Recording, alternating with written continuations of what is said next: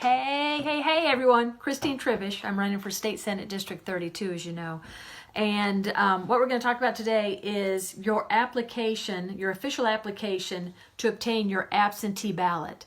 We're all going to vote via absentee ballot this time. You're not going to have to go to your new polling places. As you know, a number of them have changed. But this is what you're going to do. And it's rather urgent. So I'm telling you, time is of the essence. We need to do this ASAP. But you received this in the mail. And then this is what it looks like when it's opened up. It's just a one-page form. And so what you'll do is you'll read the instructions at the top. And then you'll fill out your name. Well, I'm sorry, you won't fill out your name because that's already filled out for you. Section 1 is filled out for you. And Section 2, your address is also filled out for you. If there's a temporary address that you want to get your absentee ballot, then you would fill that out at this spot here. But if you've got your permanent address on there where you want your ballot to come, because remember, we're merely requesting this ballot, then you don't touch Section 3. Section 4, put in your date of birth. Section 5, what you'll do is you will, which is required, you're either going to select that you want the Democratic primary ballot, the Republican primary ballot, or a nonpartisan. You're going to want the Democratic primary ballot. That is what you're going to want. You're not going to be voting nonpartisan because that's merely the judges, and Republican is merely the primary for the Republican Party. You want the Democratic Party, and that's what you're more than likely going to be selecting. Contact information, this is critical. It's number 6. It's not required, but I would put it in there. You need your address, you need your email address, and you also need your phone number. Make sure it's legible, that they can read it in case there are any questions about your form.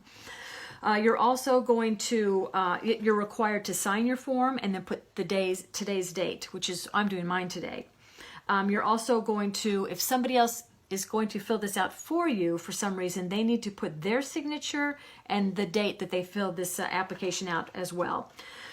And you're also going to need the signature of the person requesting the ballot if it's not you, the voter. Lastly, eligibility to receive a vote by mail ballot for the rest of the election cycle.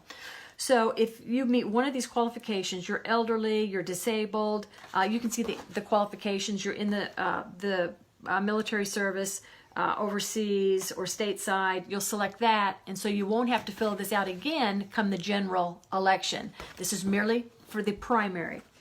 And then what you'll do is you will then either rip off the top part right here and then mail it in, but you've got to put your 55-cent stamp on there.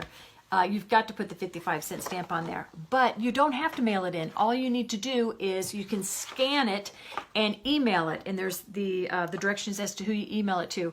Or you can take a picture of it with your phone and then email it that way. So there are a couple of ways to get it to the election office so that you will then get your requested absentee ballot. Remember, this is merely the application to get that ballot so that you can vote. A couple things you need to know. I pulled up this fancy absentee voting guide for registered voters. I pulled that off online. That was from the sos.ga.gov site, the Secretary of State site.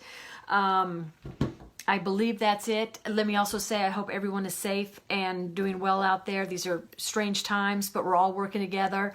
And I appreciate you. Stay healthy and get this in as soon as possible. All right? You're going to hear from me soon. Please fill out this application so you can get your ballot. All right. Have a nice one. Bye.